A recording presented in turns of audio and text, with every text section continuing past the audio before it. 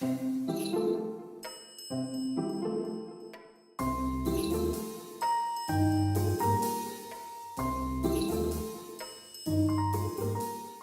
un trésor, la jeunesse.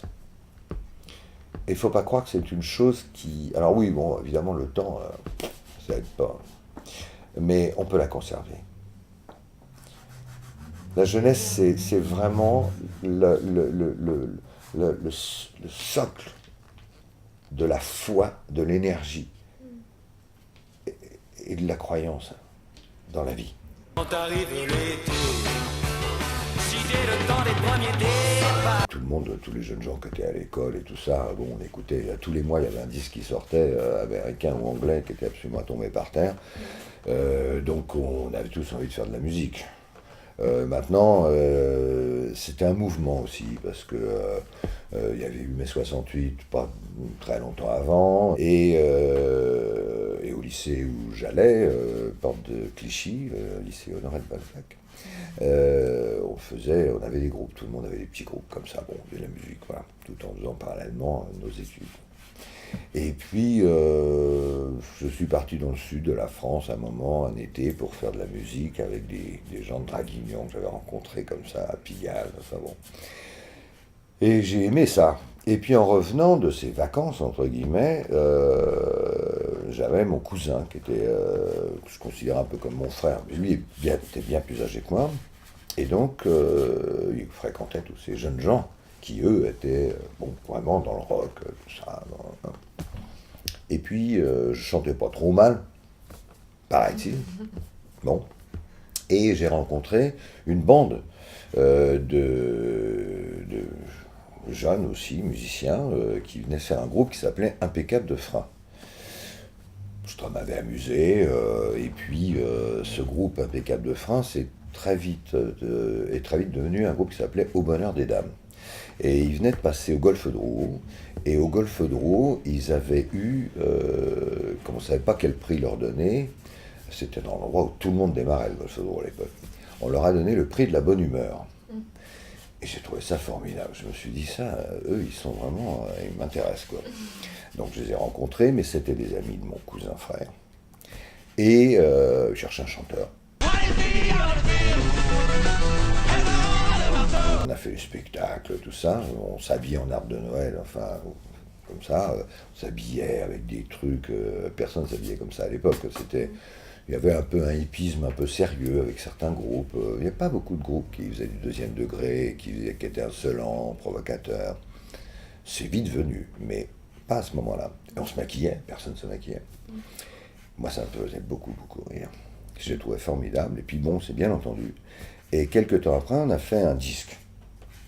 Après 2 petites tentatives, on a fait un disque produit par Philips à l'époque. Maison disque Philips. Et qui s'est appelé Twist, dans lequel il y avait une chanson qui s'appelait Oh les filles, oh les filles. Et puis d'un seul coup, ce truc est devenu énorme.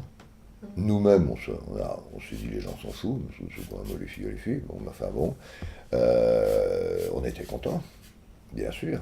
Je venais d'avoir, j'avais même pas 20 ans, la majorité était à 21 ans à l'époque. Ah oui, à 18, c'était 21 ans.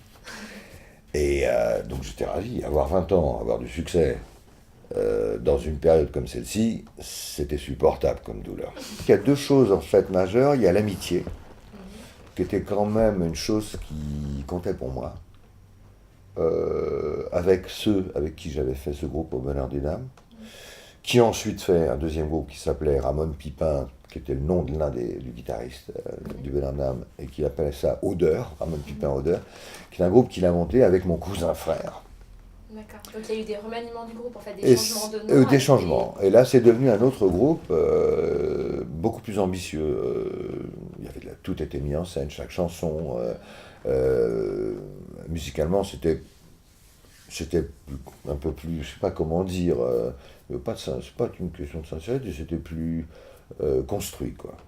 Voilà, un peu plus évolué, chacun avait évolué, quoi.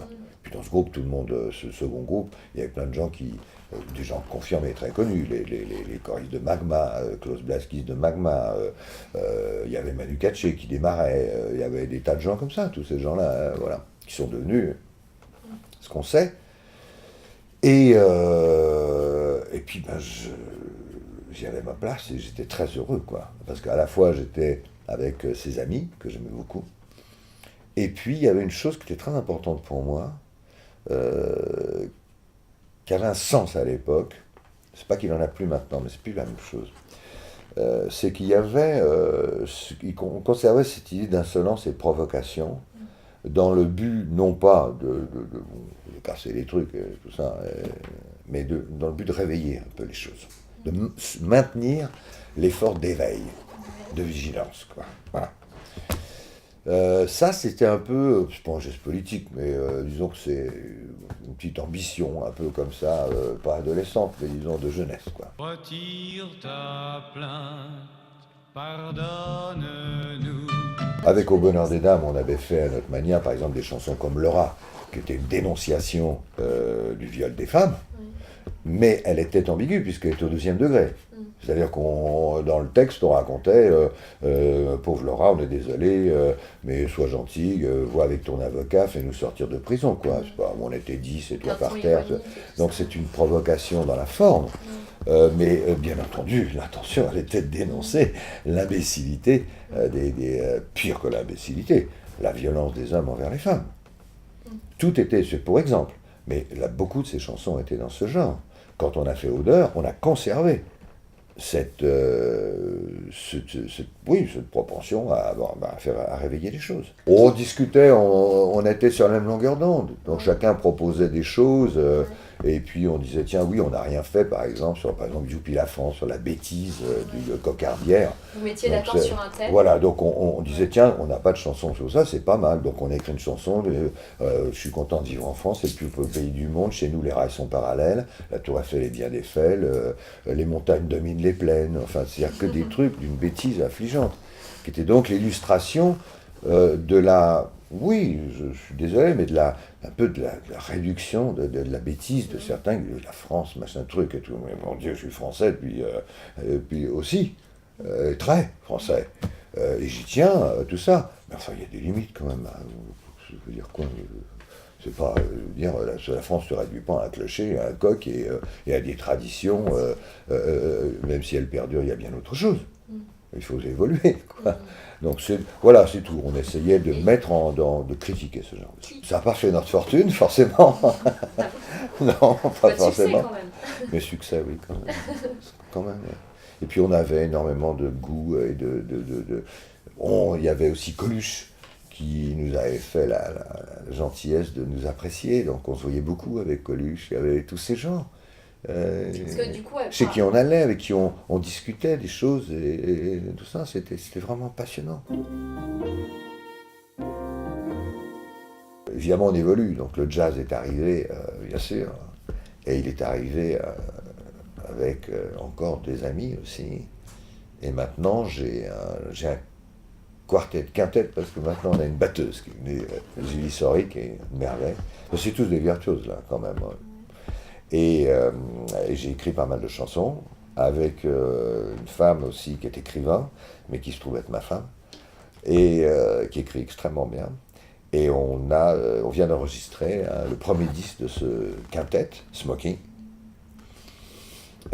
qui sortira là en début d'année, avec 14 premières chansons en français. C'est de la chanson française, mais qui suit. Voilà. J'aime bien le jazz parce que quand on le regarde marcher dans la rue, il a une sacrée gueule. Ça marche bien le jazz. C'est beau à voir. Tu fais de la scène aussi? Oui, bien sûr. En smoking, là, ça n'a rien à voir avec Au bonheur des dames. En smoking, et puis surtout, je peux chanter dans mes tonalités plus facilement. Dans le rock, c'est compliqué pour la musique parce que ils ont besoin pour les guitares. C'est un peu compliqué. Il y a des tonalités qui sont contraignantes. Et moi, je suis pile dedans parce que je suis baryton. Donc c'est plus agréable au piano, quoi. Enfin, bon, c'est une anecdote en fait. Mais je suis plus à l'aise, moi, en tant que baryton, évidemment, dans le jazz. Mon ronronnement fonctionne mieux et plus facile à utiliser, quoi. je rencontre une amie, comédienne, Mathilde Vitry, qui voit le truc, on ne sait plus comment ça se passe, on papote, on s'entend bien. Et elle me dit, oh, ça serait bien que tu refasses un autre film et tout ça. J'ai dit, oui, mais ça me turlupinait. Et je voulais faire un truc vraiment, là, film, vraiment, travailler le noir et blanc, quoi. Donc je cogite, puis j'écris un truc. Et qui s'appelle La Porte, et qui est un truc sur l'étranger. Pourquoi on accepte ou pas les étrangers. Et je cherche quelqu'un qui fonctionne comme personnage, parce que là c'était un film muet, je voulais pratiquement un film muet, pas de dialogue, tout travaille avec le son, là c'est la musique qui revient, c'est-à-dire toute la bande son a été faite avec des bruits, mais de l'orchestration des bruits, des portes qui servent, qui s'ouvrent, des coups de vent, des choses comme ça. Et je dis, je vois un type, je vais voir un spectacle, un type qui commence à être connu, qui s'appelle Danny Boone. Je regarde la tête de ce type, et je me dis, il a exactement la tête de français que je veux. C'est-à-dire, c'est un français, et il y a quelque chose qui vient d'ailleurs. Je me dis, c'est idéal. Et bon, Danny Boone, il commence à être connu quand même. Bon, papote, Mathilde Vitry me dit, je le connais. Donne le scénario, hein, et il me dit oui. Je tourne le film. Alors, avec tout ce que ça comporte, c'est-à-dire, il faut trouver le pognon. Ouais. Il faut trouver les lieux, parce que je faisais tout, sauf les prises de vue. Mais sinon, je faisais tout. J'écrivais, je réalisais, tout. 91, je crois. Et La Porte, c'était un truc, c'est simple, c'est un café, un troquet un peu à l'ancienne. On voit que les gens ont l'habitude d'être... c'est des gens, ils sont entre eux, hein, complètement entre eux. Et puis La Porte fonctionne mal. Elle s'ouvre mal. Mais comme tous les natifs, ils ont l'habitude de corriger un défaut. On lève la porte, ils font même plus attention, que si on l'ouvre normalement, elle fait un potin épouvantable et ça va créer un problème. Donc c'est une allégorie, bien entendu. Eux, ils ouvrent la porte, ils se font même plus attendre qu'il faut la lever un petit peu pour pas qu'elle fasse de bruit. Sans ça, ils sont entre eux. Mais il y a un étranger qui arrive, qui ne sait pas que la porte marche mal. Et là, ça va foutre un bordel évidemment énorme. Et qui on va accuser? L'étranger. L'étranger. Alors que ce qui ne va pas, c'est la porte. Au lieu de réparer la porte, on accuse l'étranger. Mais ce qui s'est compliqué, c'est qu'en fait, le temps avait passé. Quand je suis arrivé pour me battre pour le long métrage, les choses avaient changé. Et faire des films comme La Porte, ce qui était ce que je voulais faire, le ton, je crois que c'est vraiment un problème de foi, c'est tout. C'est-à-dire qu'à un moment donné, j'avais pas... mon énergie allait vers la musique. C'est là où je pouvais la dépenser. Puis on peut pas faire 30 trucs dans la vie. Bien. C'est pas possible, quoi. On peut pas faire bien de la musique, bien faire du cinéma, bien écrire. C'est pas possible. Il faut faire une chose et puis l'amener jusqu'au bout. Donc et ça, c'est ça déjà restait beaucoup. la musique. Donc après, ça a été une expérience. Et à chaque fois, c'est revenu, quoi. À chaque fois, c'est revenu. Et puis vous savez, une fois qu'on a ça dans la peau... hein, Là, c'est vraiment ça. Là, pour ça, tu as la foi. j'ai ça dans la peau. J'ai ça dans la peau, quoi. Je peux pas m'en séparer. Je peux pas. Je comprends tout en musique. J'entends les choses, j'entends les sons, j'entends les harmonies, j'entends mieux que je ne vois. Génial, c'est un beau message.